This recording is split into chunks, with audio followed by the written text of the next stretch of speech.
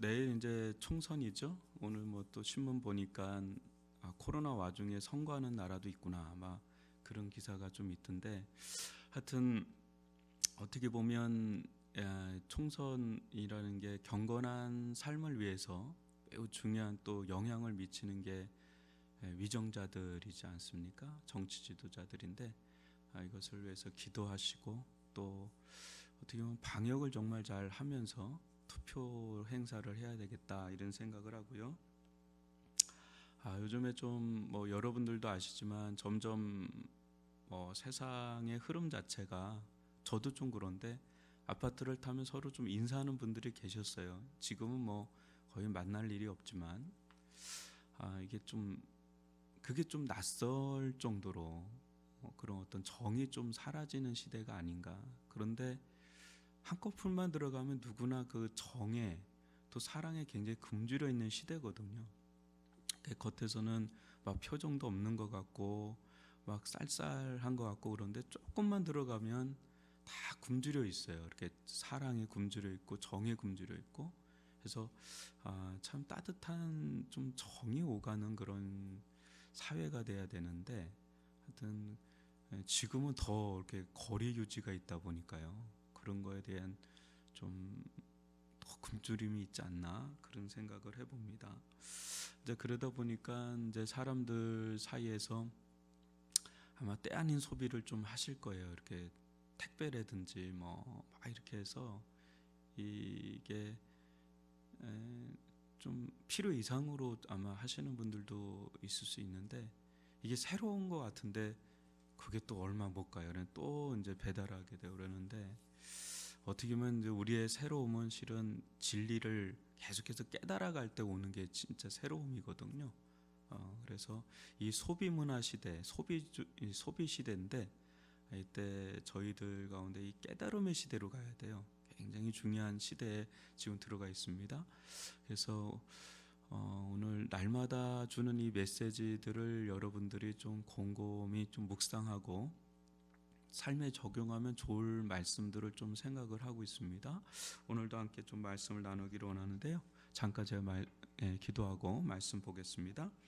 사랑의 하나님 아버지, 주님께서 은혜를 베풀어 주심을 감사합니다. 주님께서 날마다 우리의 삶이 새로운 질서 속에 들어가 있는데, 이 새로운 삶의 속에서 또 새 질서를 발견하게 도와주시고, 저희들의 경건한 삶 또한 이 속에서 자리를 잡아 나갈 수 있도록 은총을 베풀어 주시고 지혜를 저희들 가운데 베풀어 주옵소서. 오늘도 주의 말씀을 듣고 기도하는 가운데 주님과의 친밀한 교제 속에 들어갈 수 있도록 은총을 내려 주시고, 우리 가정과 또 생업의 현장과 우리 자녀들과 또 병상에 누워 있는 우리 한우들과 하나님 멀리 아버지 떠나 있는 우리 자녀들 가운데 주님의 손이 함께 하여 주시고 붙잡아 주시고 길을 내 주시옵기를 원합니다.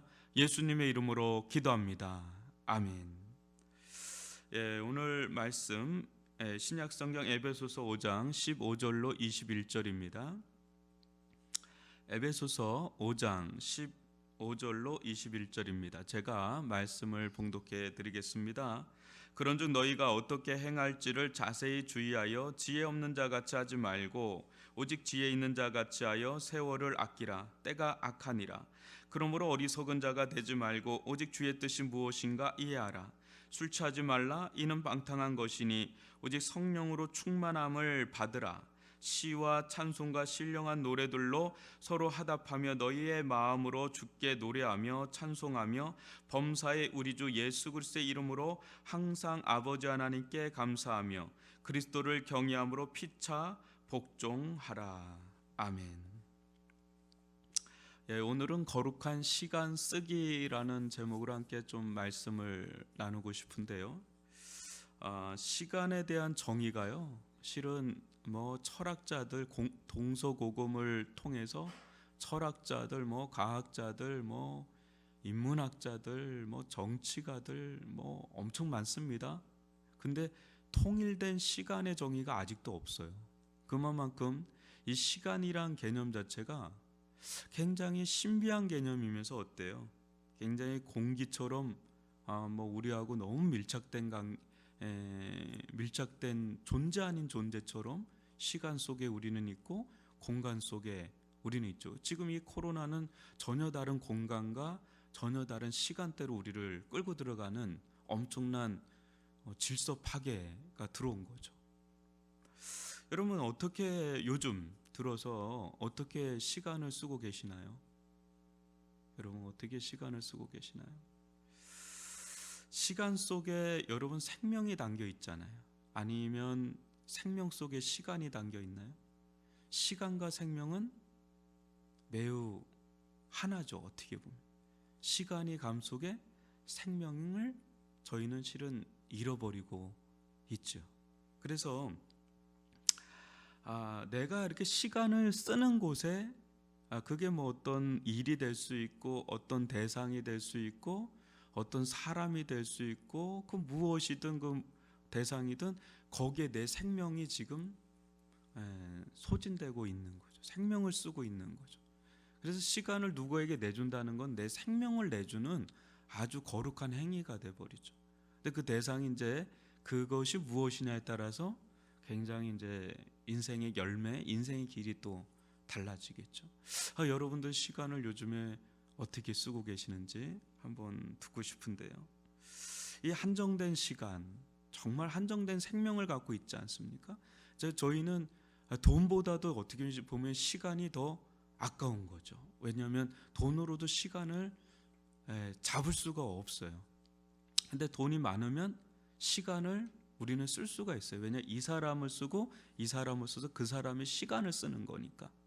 그래서 이제 자본이라는 건 그렇게 파워가 또 있어요.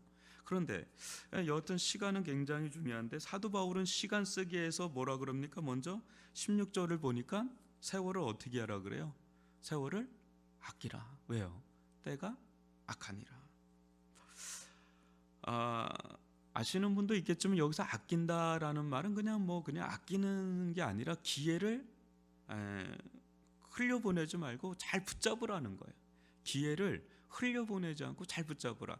그러니까 여기서의 개념은 여기서 시간, 이 세월이란 개념 좀 더 시간에서 좀 더 큰 개념이에요.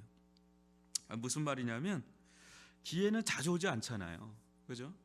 그래도 어떨 때는 그 한 번에 그 기회 하나하나가 굉장히 우리 인생 가운데 큰 영향을 미칠 때가 많아요. 그러니까 큰 개념의 시간을, 큰 덩어리의 시간을 우리에게 요구할 때가 있죠. 어느 학교로 가느냐가 어떻게 보면 우리 학생들에게 매우 중요한 또 결정의 때죠. 그리고 누구하고 결혼하느냐, 그것도 어마무시하게 우리 인생 가운데 큰 시간의 덩어리를 또 하죠. 또 직장, 요즘에는 뭐 직장이 좀 바뀌지만 옛날에는 한 번의 직장이 평생 갈 정도로 직장과 결혼은 예전에는 그랬단 말이죠. 그러니까 그런 거 하나는 우리에게 엄청난 영향을 미치고, 교회도 어때요? 그러니까 지금은 너무 많이 이제 막 교회도 뭐 결혼도 뭐 직장도 이렇게 자꾸 이제 바꾸니까 그렇지 예전에는 안 그랬죠. 그러니까 그게 인생이 돼 버리니까 그것은 매우 신중할 수밖에 없는 거죠. 그런 중요한 결정의 때가 있어요. 기회들이 있단 말이죠. 그래서 여기서의 세월은 크로노스 또 카이로스라고 하는 두 개념이 있지 않습니까? 라틴어적인 개념인데 좀 카이로스적인 거죠. 어떤 이제 시간의 무르익음, 시간이 막 이렇게 무르익다가 어느 순간 아주 결정적인 디데이 같은 거, 딱 그런 거를 이제 말하는. 그때 그 기회를 잘 잡지 못하면 그게 너무 많은 시간의 낭비, 인생의 낭비로 그건 또 낭비로만 끝나는 게 아니라 흔적이 있죠.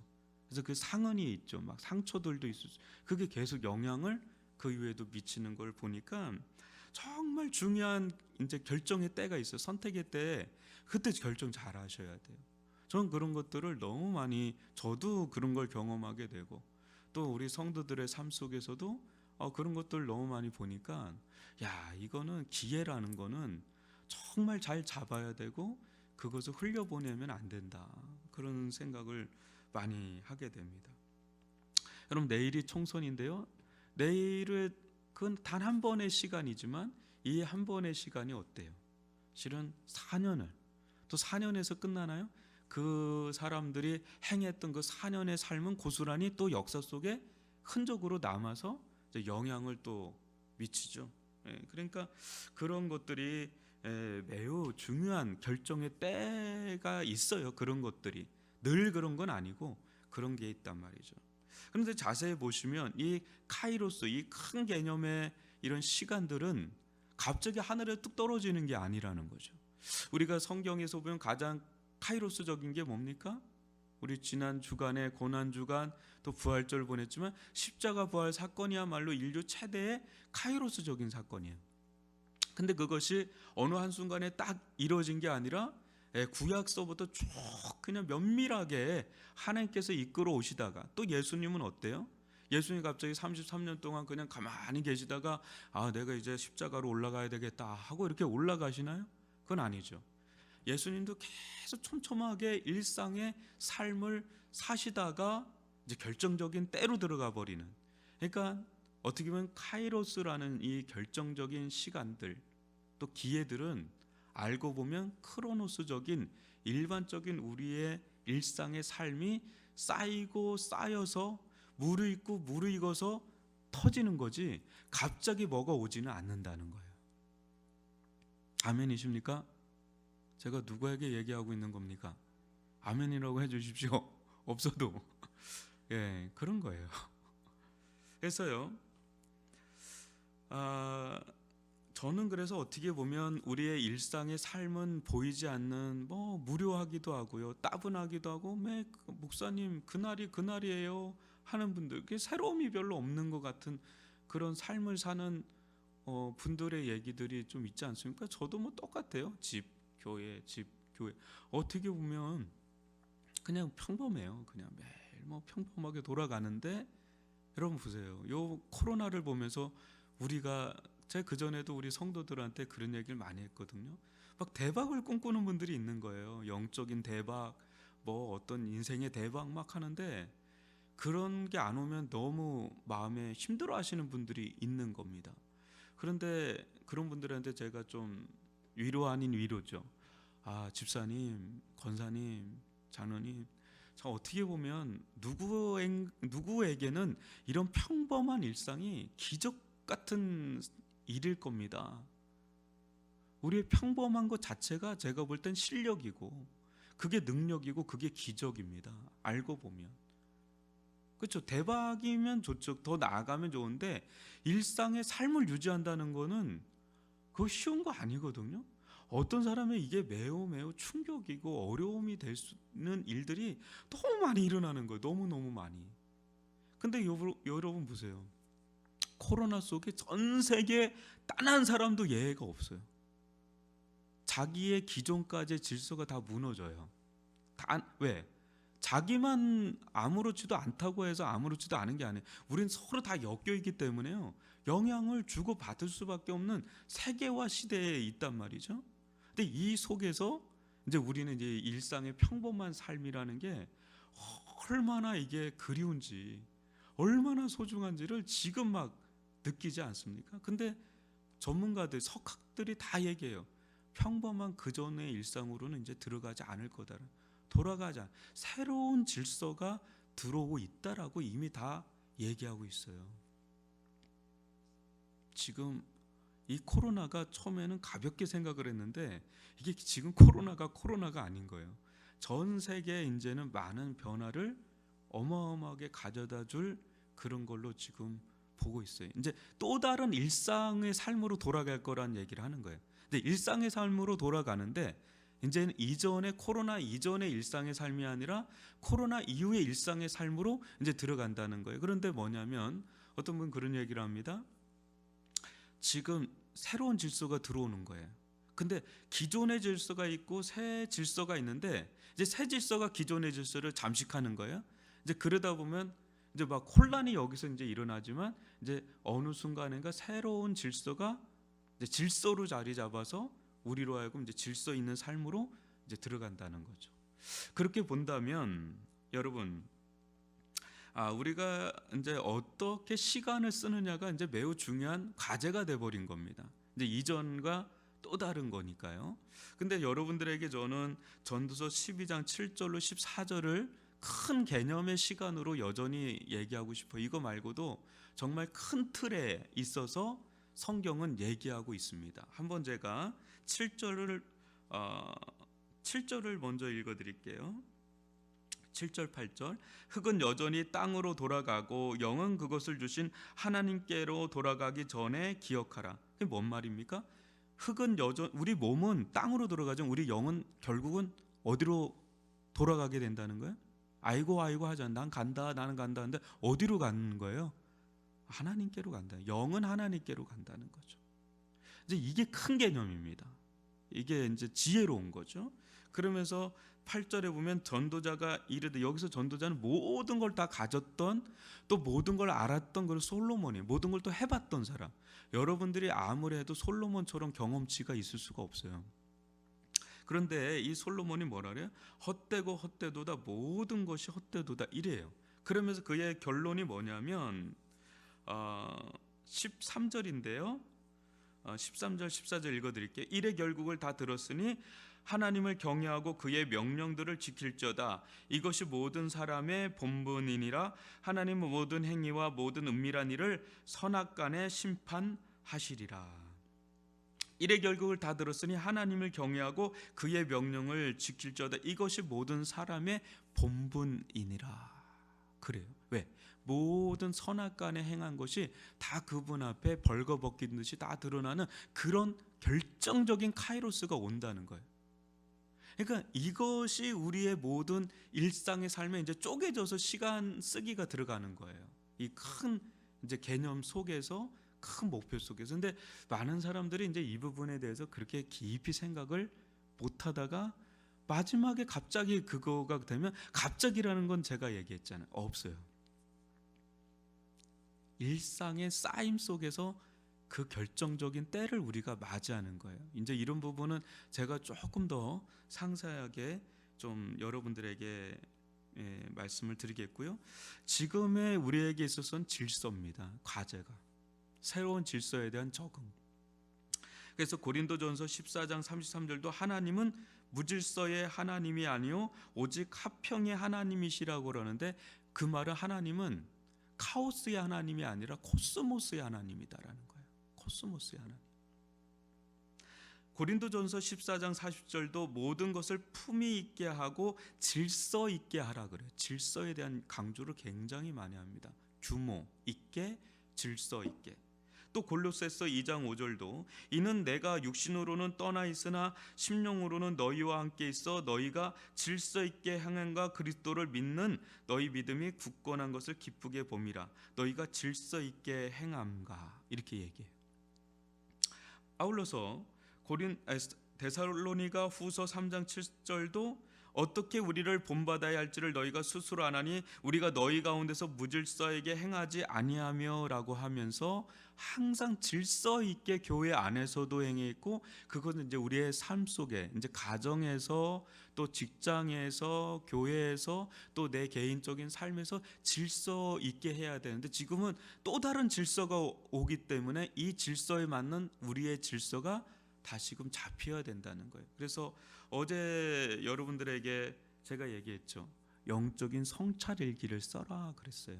그것은 내가 이제 나를 좀 들여다보는 자리고, 그 나를 들여다보는 자리 속에서 하나님과의 관계, 또 가족과의 관계, 또 일터와의 관계, 또 세상과의 관계를 좀 갖는 그런 질서를 잡는 시간이에요.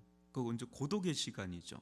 거기서 한번 여러분들이 짧아도 영적인 성찰일기를 한번 써보세요. 그러면 그것이 어느 순간인가 나를 잡아주는 역할을 합니다.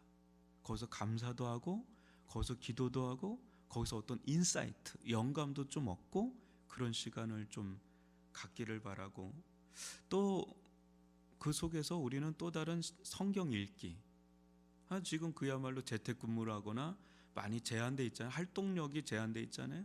그러니까 재택근무를 하거나 뭐 하니까 성경 읽기와 조용한 기도의 시간을 더 가져보는 거예요. 하나님과의 관계, 성찰일기는 나와의 관계를 하는 겁니다. 이게 거리 잡기라고 어제 좀 얘기를 했잖아요. 이제 가정 예배를 드리면서 또 하는데, 여러분 지금은 이제 사회적 거리두기를 하고 있는데, 이 사회적 거리는 공간적 거리두기예요. 그러나 관계적 거리두기는 잘 잡아야 돼요. 그래서 오히려 이런 때 카톡이나 전화나 또 따뜻한 선물이나 그런 걸 하면서 우리 뭐 가까운 누구 사람들과 관계를 계속 좀 따뜻하게 유지를 해야 됩니다. 그래야 건강하게 이걸 보낼 수가 있고요. 아울러서 하나님과는 거룩한 거리 잡기가 늘 필요해요. 누구보다 친밀해져야 될 분이 이 시기에는 하나님이다. 그리고 가장 소외된 자가 실은 누구냐면 나 자신이었거든요. 이제 나 자신을 좀 돌보는 좀 시간에서 영적인 성찰일기를 한번 가져보십시오. 굉장히 중요하고요. 이제 문제는 가정인데요. 때 아니게 가정과 밀착된 관계로 간다는 건 매우 중요한데 좋은데, 이게 또 불편해져요. 왜냐하면 가족하고도 여러분 거리두기가 필요한 거 아시죠? 그래야 거기서 숨이 열려요. 너무 밀접해 있으면 거기서 숨이 막힐 수도 있어요. 그거는 나쁜 게 아니라 필요한 거거든요. 아이들의 생활권이 있고 부모의 생활권이 있고 우리 자신의 생활권, 남편의 생활권, 아내의 생활권이 있거든요. 근데 지금은 막 일과 쉼이 다 한 공간에서 이루어지잖아요. 재택근무라. 그때 이제는 어려움이 와요. 때 아닌 막 부딪힘이 막 온다. 그래서 거기서 정서적인 관계적인 거리두기가 필요해. 그래야 숨통이 열립니다. 거기 그게 굉장히 지금 또 필요한 시기에 놓여 있습니다. 여러분, 지금 어떻게 보면 우리는 매우 한정된 시간 또 에너지 어떤 생명을 가지고 있지 않습니까? 근데 이 시간을 너무 이제 낭비하듯이 쓰는 것도 또 안 좋고, 또 너무 더 그거 가지고 또 그런 것도 그런데, 저는 솔직히 좀 바인더를 쓰거든요. 좀 오래됐어요.